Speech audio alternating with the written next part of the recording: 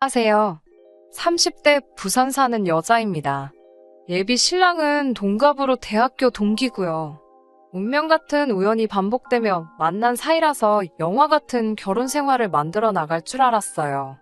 그런데 예비 신랑의 말도 안 되는 요구로 결국 파혼했습니다. 예비 신랑과 저는 모 대학교 경영학과를 졸업했어요. 예비 신랑이 편입으로 저희 학교에 들어왔기 때문에 처음엔 친하지 않았어요. 그런데 예비 신랑은 바로 군대에 다녀왔고 저는 어학연수를 다녀오면서 복학 시기가 겹치게 되었습니다.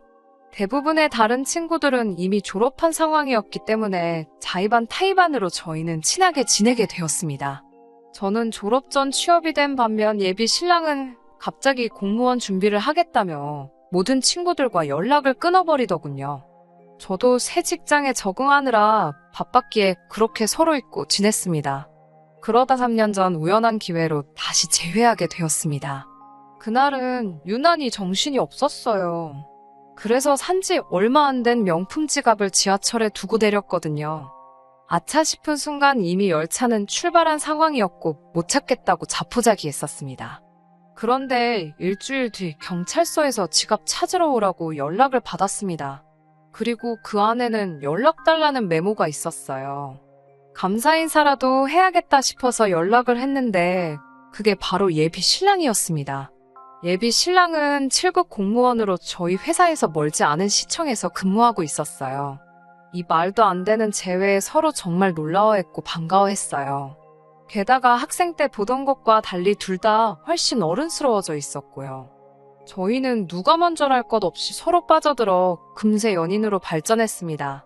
그렇게 다시 만나 1년 반 정도 연애를 하고 결혼 이야기가 나왔어요.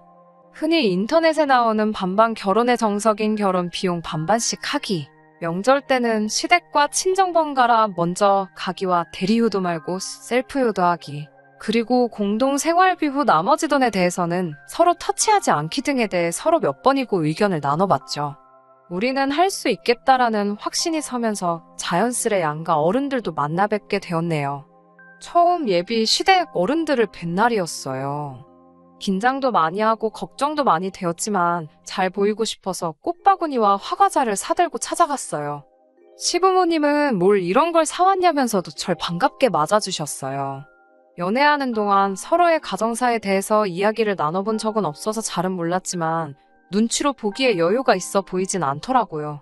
그리고 실제로 시부모님께서는 도움을 줄 형편이 안 되니 저희 둘이서 알아서 하라고 딱 잘라 말씀하시더라고요.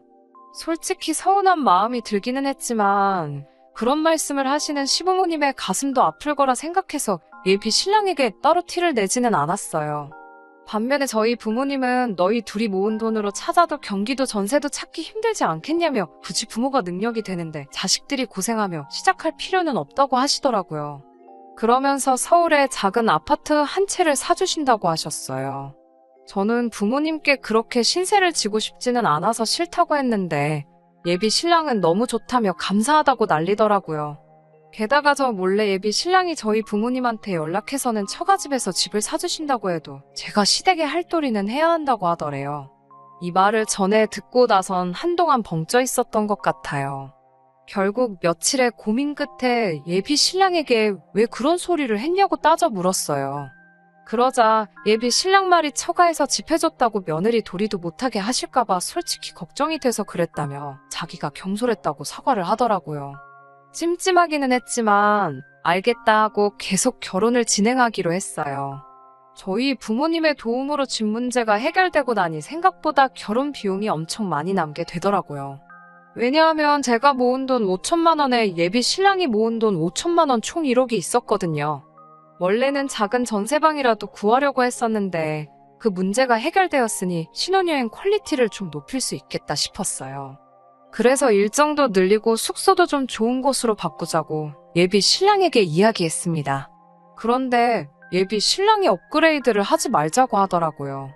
제가 왜 그러냐고 물으니까 어차피 우리 집 문제 해결되었으니까 자기가 모은 돈은 1,000만 원만 빼고 전부 다 시댁에 드리겠다는 거예요. 결혼 후에는 더 이상 시댁에 신경 쓰기가 어려우니까 장가가기 전 효도하는 셈치고 그러고 싶다고요. 그 말을 듣고 보니 일리가 있다 싶어서 그러라고 했어요. 그리고 저도 제가 모은 돈 1,000만 원만 빼고 다 친정에 드리겠다고 했어요. 친정에서 집까지 사주시는데 저도 그렇게나마 효도를 해야겠다고요. 그러자 예비 신랑이 질색을 하면서 그 돈을 다 들이면 신혼여행 퀄리티도 낮아지고 신혼집에 들어갈 가전이나 침구도 다 한 단계 낮을 걸 사야 되지 않냐면서 따지더라고요. 결혼 후 언제 어떻게 돈이 필요할지 모르는데 왜 그 돈을 다 친정에 드리냐면서요. 듣고 있는데 어이가 없어서 예비 신랑한테 자기는 그 돈 다 시댁에 드릴 거면서 나는 왜 우리 집에 못 주게 하냐고 받아쳤어요.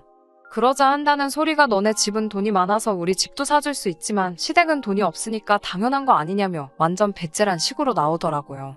아나무인의 내로남불이 따로 없는 그 모습에 완전 깨더라고요. 결국 그날 이후로 3일 동안 서로 아무 연락도 하지 않고 냉전 중이었어요. 생각해보면 예비 신랑은 그때도 물론 공무원 시험 준비 때문이긴 했지만 일방적으로 연락을 끊어서 제가 정말 속상했거든요. 그때의 일을 생각하니 어쩌면 예비 신랑이 이기적이고 전형적인 내로남불 스타일인 것 같아서 결혼이 망설여졌어요. 그래도 내심 예비 신랑에게 먼저 미안하다고 연락이 오면 받아줘야지 생각하고 있었는데요. 어제 저녁에 예비 시부모님과 만났고 파혼하는 걸로 결정했습니다. 어제 오전에 예비 시부모님께서 전화를 해오셨더라고요. 제가 전화를 받자 저한테 대뜸 너는 한가족 될 애가 어쩜 그렇게 야박하냐고 면박을 주시더라고요. 솔직히 처음엔 무슨 말씀을 하시는지 정확히 파악을 못했어요. 예비 시모가 전화에 대고 뭐라고 막 화를 내다가 스스로 갑갑했는지 이따 저녁 어디 카페로 나오라고 그러곤 전화를 딱 끊어버리셨어요. 말씀하신 카페에서 기다리고 있는데 예비 시모가 갑자기 장소를 바꾸더라고요.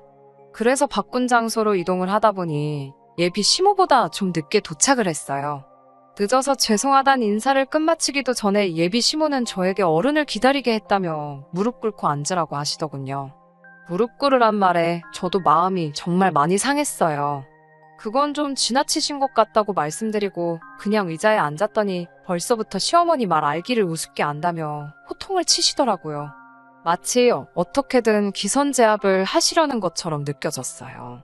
여러 가지 말씀을 하셨지만 결론은 예비 신랑이 결혼 자금으로 모아둔 돈에서 1,000만 원을 제외하고 나머지는 시댁에 주는 걸 반대하지 말아라. 그리고 네가 모은 결혼 자금은 니네 친정에 주지 말고 신혼여행을 비롯한 앞으로 부부 생활에 필요할 때 쓰라고 하시더군요. 그건 경우가 아니지 않냐고 묻자 어른이 시킨 거니까 어른 말대로 하면 된다고 하시더라고요. 옛말에 어른 말 틀린 거 없다고 하지 않냐면서요. 어른이 시키면 네 하고 받아들이면 모든 일이 행복하게 해결되는데 왜 말끝마다 말대꾸를 하냐고 하시더군요. 그 순간 알게 되었습니다. 단순히 예비 신랑이 이상한 게 아니라 예비 시어머니를 닮은 거구나라는 생각이 퍼뜩 들더라고요.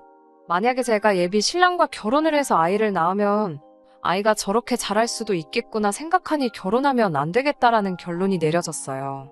제가 도저히 결혼 못하겠다고 아무리 잘난 아들이라도 아들이 말도 안 되는 억지를 부리면 가족으로서, 어른으로서, 부모로서 말릴 생각을 하셔야지 그걸 가만히 보고 계시는 것도 아니고 왜 한술 더 떠서 이렇게 행동하시냐고 제가 받아쳤어요.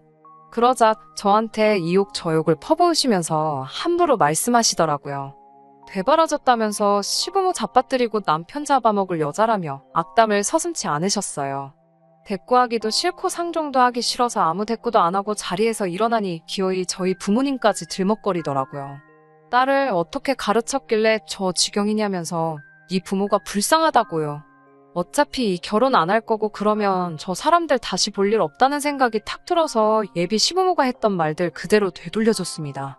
아들이 똥인지 된장인지 분간 못한다고 부모가 돼서 그걸 같이 맛을 보고 있다고 아들을 왜 그따위로 가르치셨냐고요. 아들 결혼 도와주진 못할 거면 가만히나 계시지. 기어이 아들 파혼시키니까 속이 편하시냐고 저도 막지지 않고 쏘아붙였어요. 결국 예비 시어머니가 쓰러질 것 같다며 카페 바닥에 주저앉더라고요. 그러든지 말든지 이젠 더는 얽히고 싶지도 않아서 예비 시부모를 뒤로하고 먼저 가게에서 나왔습니다.